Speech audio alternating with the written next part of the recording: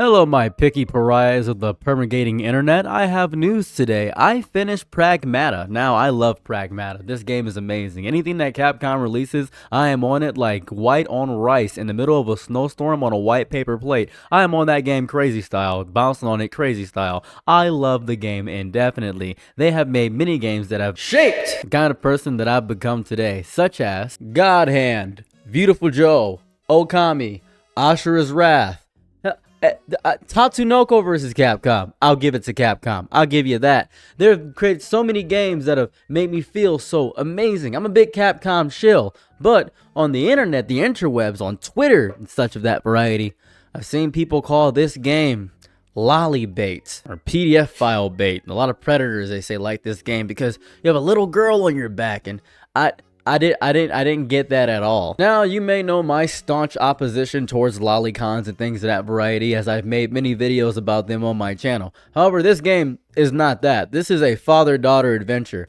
That little girl is my daughter. As a matter of fact, I got a vasectomy, and it made me want to get it reversed as I was playing this game. That's how deep the game is to me about how fun it is. That's how great the game is. That's how fun the game is when it comes to how not weird it is with how they treat the little girl. She is literally just doing child things in the game. That's all she's doing. I've seen a lot of people talk about the facial structure and the facial features and how they could have made her more childlike because she is a child.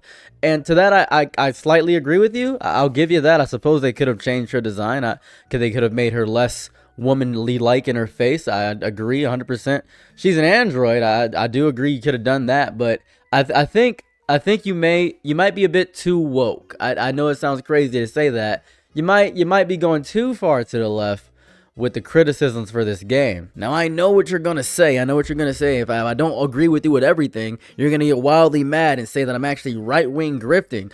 I'm not doing that at all. This game is just a good game overall. To me, what sits at the heart of this conversation is a real fear that people are going to be wicked and psycho about the entire thing. Wicked, wacky, wacko, yakko, and dot. They're going to be a bit weird about it. I do understand the concern about an android childlike character being put in promiscuous situations, but I know Capcom, and Capcom knows Capcom. I think it was recently they took down a YouTube channel, or went after a YouTube channel that had a bunch of nude mods for Resident Evil because they are very staunch against that kind of promiscuity with their games. They just don't like it. They may play into it ever so slightly, but they're not real big fans of stuff of that variety with nudity and stuff of that variety when it comes to their characters. They don't like it. This is the same company that developed Cammy and Chun-Li as well, by the way. I want to point that out. They do know how to cater to sexual deviancy, but this is not the case of that. What I hate here is that this is an entirely new IP. This isn't based off anything. This isn't a Lost Planet illusion. This isn't something that happened before. This is a completely new IP,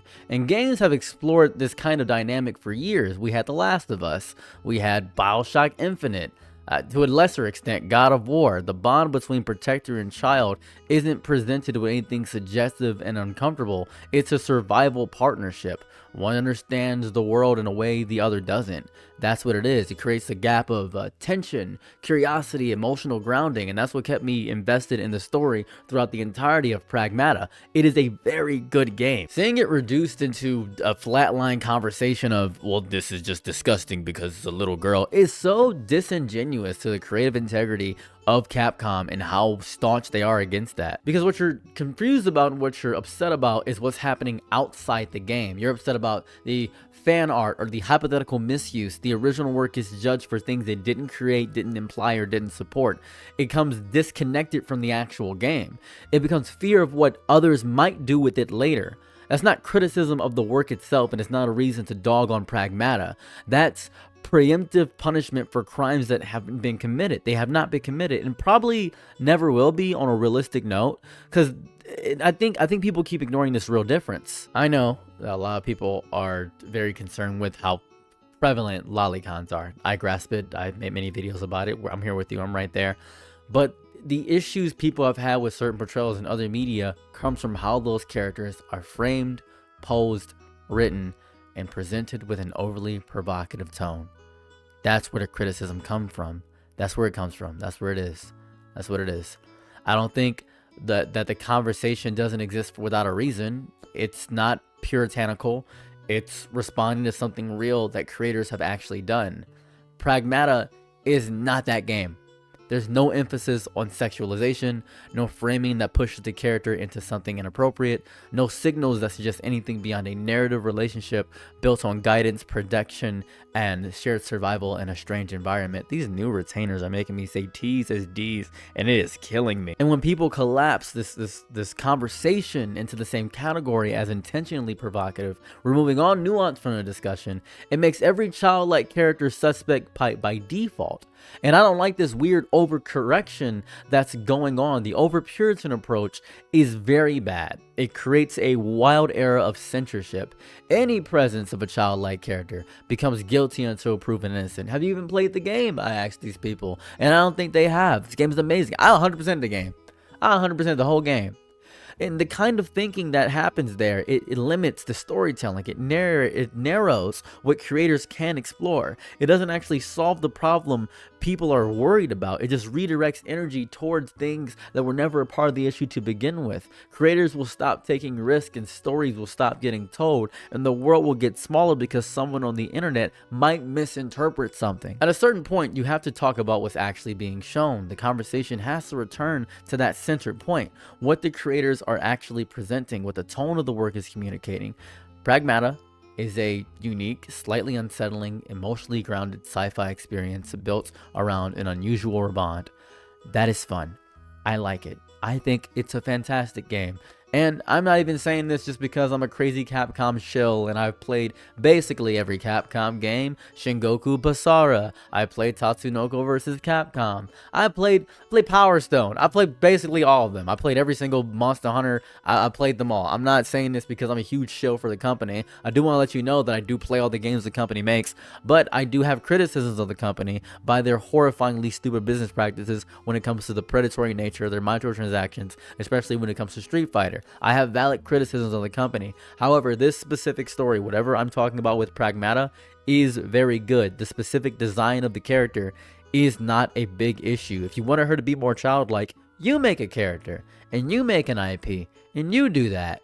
This character is designed this way because a designer had this intention to make the character this way. I feel like we've gone onto the way of overthinking instead of deep thinking is what we've done, and I find that to be very agitating overall.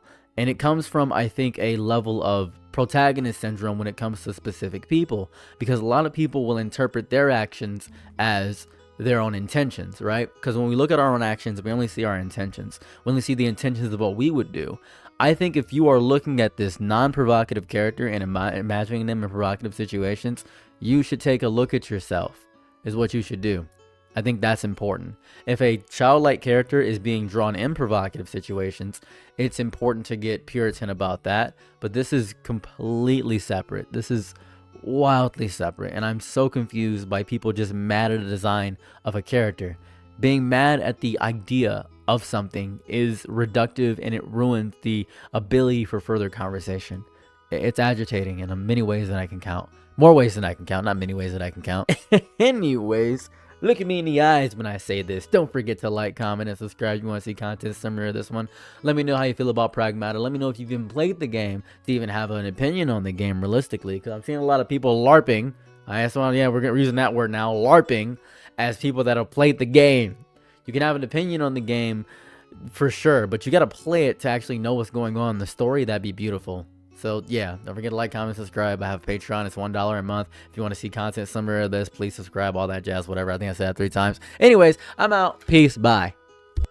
I'm your Nick and Night, be my Laurel Ooh, happy to try what you need. Your world, I love to live in it. Ooh, I love the ride when you're free.